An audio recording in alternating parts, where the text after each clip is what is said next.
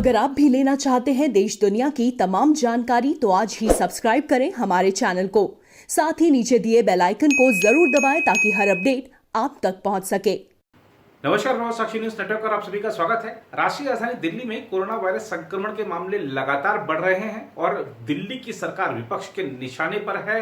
दिल्ली में इस तरीके की खबर उड़ी कि टेस्टिंग बंद कर दी गई है, जिसको मुख्यमंत्री अरविंद केजरीवाल ने निराधार बताया है और कहा है कि कुछ निजी अस्पताल सपोर्ट नहीं कर रहे हैं, सहयोग नहीं कर रहे हैं। उन्होंने कहा कि ऐसी खबरें सामने आई हैं कि निजी अस्पतालों के पास जब लोग जाते हैं तो वो कह देते हैं कि बेड खाली नहीं है, जबकि हमने जो एक ऐप जारी किया है उसको खुद निजी अस्पताल ही अपडेट कर रहे हैं कि हमारे पास इतने बेड खाली हैं।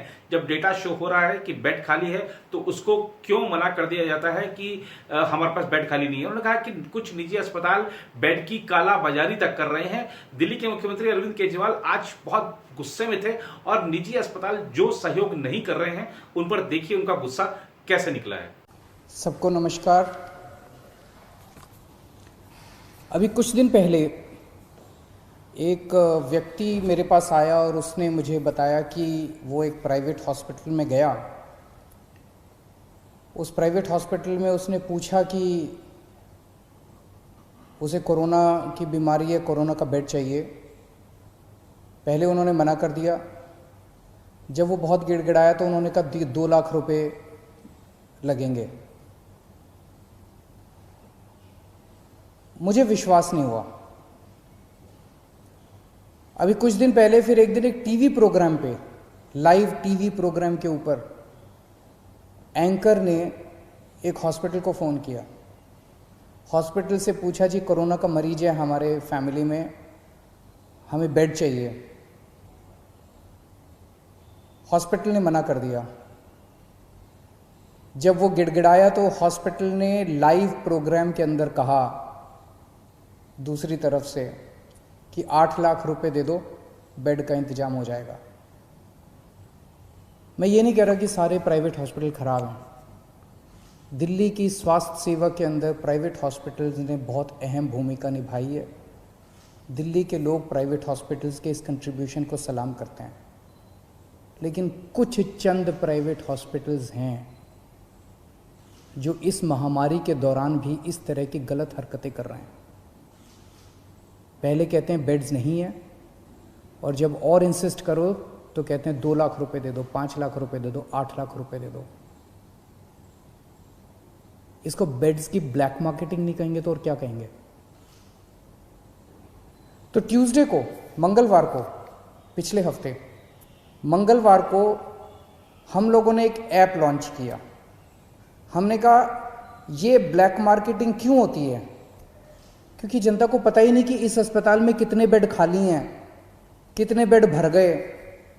तो वो अपने हिसाब से ब्लैक मार्केटिंग कर रहा है। वो जो भी 2-4 कर रहे हैं, सारे नहीं कर रहे, सारे बहुत अच्छे हैं। फिर से मैं कह दूं कि सारे प्राइवेट हॉस्पिटल्स बहुत अच्छे हैं, 2-4 हैं जो बदमाश हैं।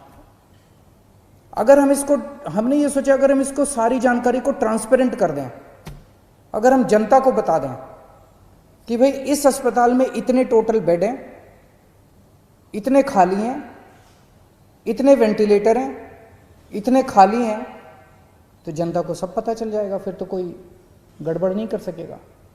और पिछले मंगलवार को हम लोगों ने ये ऐप लॉन्च करके दिल्ली सरकार का और सारे अस्पतालों की लिस्ट डाल दी कि किस अस्पताल में कितने बेड हैं, कितने खाली हैं।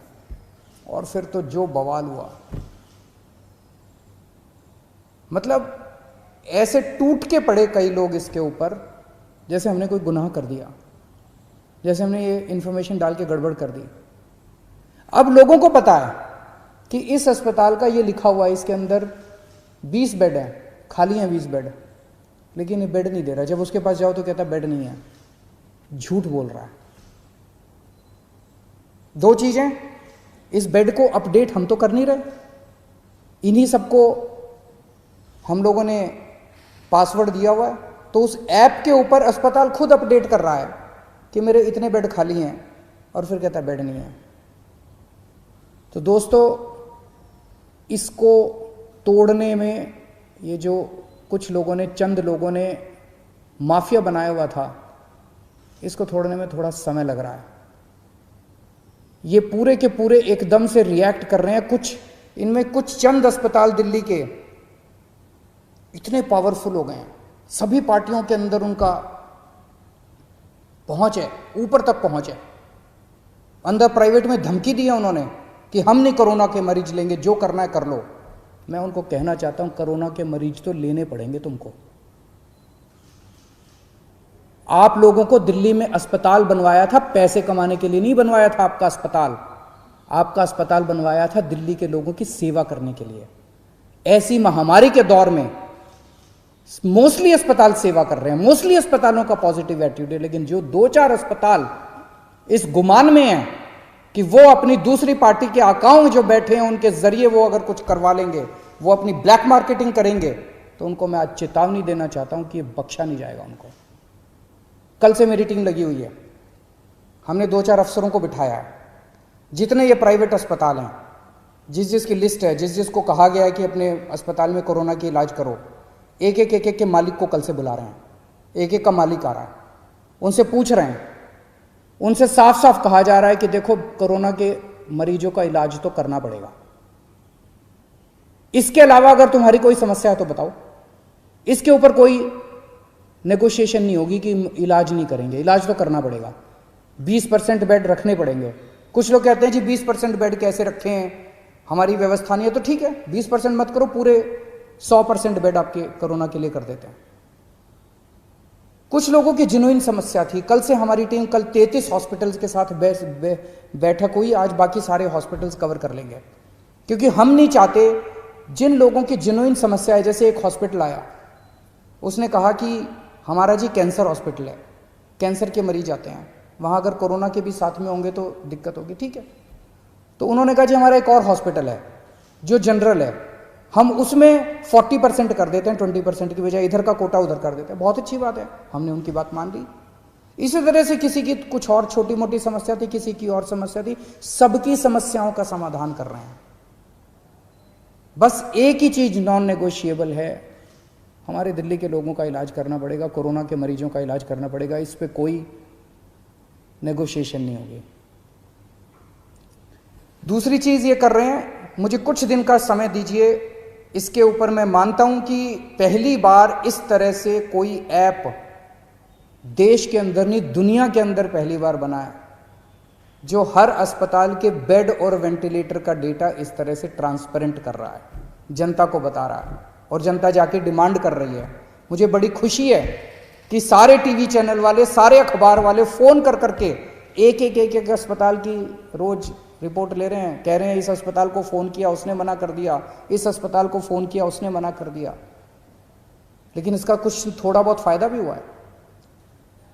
ट्यूसडे को जब हमने इसको लॉन्च किया था, दिल्ली में सारे अस्पतालों को मिला के 2800 मरीज थे, और उसमें मैक्सिमम दिल्ली सरकार के अस्पतालों में थे।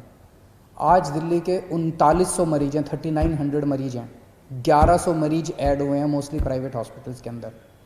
वो इसी वजह से लोग, क्योंकि लोग अब इस जानकारी से सशक्त हो गए हैं और लोग जाके मांग रहे हैं। मैं फिर भी डिमांड करता हूँ, कुछ लोगों को तकलीफ आ रही है, मैं देखता रहता हूँ वीडियो। कुछ लोगों ने कहा कि मैं इस अस्पताल में गया, इस अस्पताल में गया, ऐप के ऊपर लिखा हुआ था। मैं आपकी जानकारी के लिए बता दूं, ये उन कुछ चंद अस्पतालों की बदमाशी है। कुछ दिन दीजिए मेरे को, अगर ये अस्पताल नहीं माने तो फिर हम सख्त कार्रवाई करने से बिल्कुल नहीं हिचकिचाएंगे। लेकिन मैं सभी अस्पतालों को बोल दूं कि आपको कोरोना के मरीजों की जांच तो करनी पड़ेगी। इसके साथ साथ एक और हम एक्सरसाइज कर रहे हैं कि दिल्ली सरकार का एक मेडिकल प्रोफेशनल दिल्ली सरकार की तरफ से हर प्राइवेट अस्पताल के रिसेप्शन पे बैठेगा, और वो हमें जानकारी देगा कि कितने बेड इसके अंदर भर गए और कितने खाली हैं। अगर कोई जाएगा तो वो इंश्योर करेगा कि उसको एडमिशन मिले।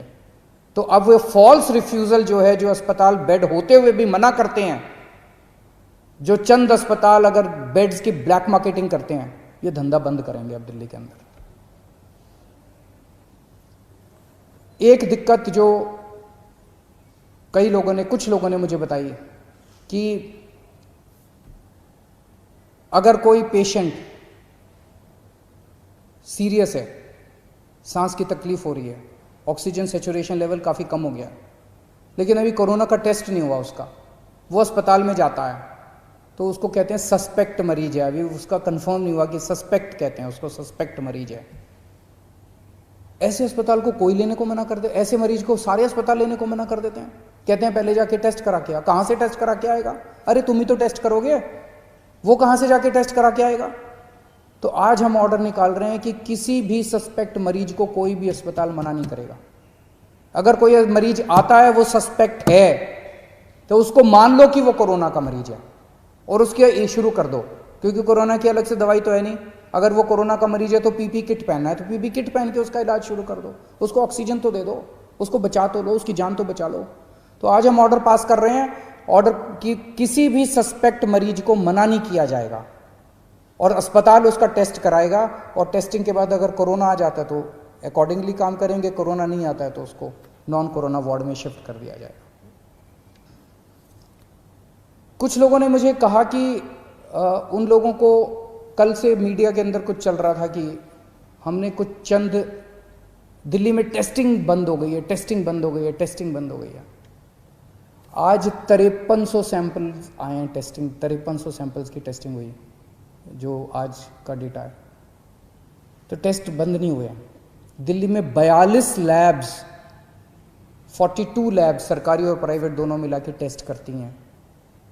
उनमें से 6 लैब ऐसी थी जो बदमाशी कर रही थी, ठीक से काम नहीं कर रही थी। उनके खिलाफ एक्शन लेना चाहिए, नहीं लेना चाहिए? उनके खिलाफ एक्शन लिया हम लोगों ने।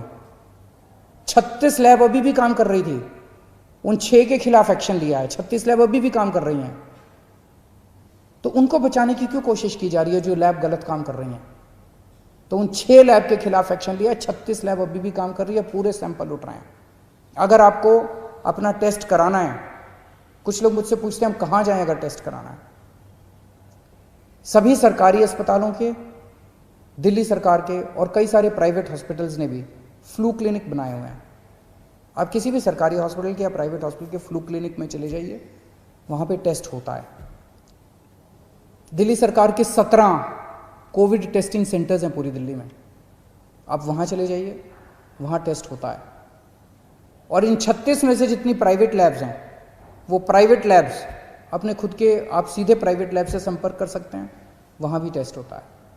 लेकिन मेरी आपसे एक गुजारिश है, हम जितनी भी टेस्टिंग की, आज सबसे ज़्यादा टेस्ट पूरे देश में केवल दिल्ली में हो रहे हैं, सबसे ज़्यादा टेस्ट। और इतने टेस्ट हो रहे हैं कि जो सेकंड है हमसे बहुत दूर है, सबसे ज़्यादा टेस्ट दिल्ली में हो रहा है। लेकिन जितनी भी टेस्टिंग कैपेसिटी कर लें, कमी है, लिमिटेड है। अभी हमारी इस टाइम सबसे बड़ी प्रायोरिटी केवल और केवल लोगों की जान बचाना है। माइल्ड केसेस हैं, एसिम्टोमेटिक केसेस हैं, वो तो ठीक हो ही जाएंगे। कोरोना आया चला जाएगा, जैसे बुखार आता है चला जाता है। जो सीरियस केस हो जाते हैं, जिनका ऑक्सीजन सैचुरेशन लेवल गिर जाता है, रेस्पिरेटरी रेट बढ़ जाता है, उनको बचाना हमारा मकसद है। अगर सभी एसिम्टोमेटिक लोग अपने टेस्ट कराने पहुंच जाएंगे तो सिस्टम कोलैप्स कर जाएगा हमारा। लोगों के मन में दहशत है, इस दहशत को निकालना पड़ेगा। लोग डरे हुए हैं और इस डर की वजह से सब चाहते हैं कि मैं भी टेस्ट करा लूं, मैं भी टेस्ट करा लूं, मैं भी टेस्ट करा लूं। दिल्ली की 2 करोड़ जनसंख्या है। अगर हर रोज 10,000 एसिम्टोमेटिक लोग टेस्ट कराने पहुंच गए तो हमारी लैब तो कम पड़ जाएंगी ना, कितनी भी टेस्टिंग की कैपेसिटी बना ले हम। तो एसिम्टोमेटिक वाले प्लीज टेस्ट ना कराएं, इंसिस्ट ना करें। एसिम्टोमेटिक वाले अगर लोग टेस्ट कराएंगे तो सीरियस लोगों की टेस्टिंग रुक जाएगी। उन सब लोगों से मेरी गुजारिश है कि एसिम्टोमेटिक, जिनको सिम्टम्स नहीं है, कोई सिम्टम नहीं है, किसी तरह का सिम्टम नहीं है, वो टेस्ट ना कराएं। टेस्टिंग की कोई प्रॉब्लम नहीं है। हाँ, हो सकता है कि थोड़ा सा टीदिंग प्रॉब्लम्स हो लास्ट मिनट, अगर कुछ हैं तो मैं उसको ठीक कर दूंगा। हम उसको एक एक चीज़ के ऊपर नज़र रखे हुए हैं, कुछ अगर इस तरह की प्रॉब्लम है उसको भी ठीक कर देंगे। आप स्वस्थ रहें, खुश रहें, यही मेरी कामना है। इस बीच अगर हम देश भर में बात करें कोरोना वायरस संक्रमण के मामलों की तो 2,36,000 को आंकड़ा पार कर चुका है। मृतकों की संख्या 6,642 हो गई है। सबसे ज्यादा जो चिंताजनक बात है वो यह है कि हमारे यहाँ पर अगर हम बात करें पिछले 24 घंटों की, तो 24 घंटे के अंदर लगभग 10,000 नए मामले सामने आए हैं, जो कि चिंताजनक बात है। लेकिन एक राहत भरी बात यह है कि 1,10,000 से ज्यादा ऐसी भी संख्या है जो लोग स्वस्थ होकर घर जा चुके हैं। देश में ऐसा नहीं है। देखिए, सोशल मीडिया पर जो कुछ चल रहा होता है उस पर ध्यान देने की जरूरत नहीं है। आपको कुछ आंकड़े पुष्ट करने हैं तो सरकारों की, चाहे राज्य सरकार हो चाहे केंद्र सरकार हो, सबने मंच मुहैया कराए हुए हैं सोशल मीडिया पर या उनकी अधिकृत वेबसाइट पर जाकर आप फैक्ट चेक कर सकते हैं। सोशल मीडिया पर भ्रम में ना आए। और सबसे बड़ी बात यह है कि हर व्यक्ति को जांच कराने की जरूरत नहीं है। अगर आपके पास ऐसा लगता है कि आपको लक्षण नहीं है तो आप जबरदस्ती जांच ना कराएं। इससे अस्पतालों पर अनावश्यक प्रेशर बढ़ता है। जो सरकार कह रही है उसके निर्देशों को माने, चाहे केंद्र सरकार कह रही हो चाहे राज्य सरकारें कह रही हो।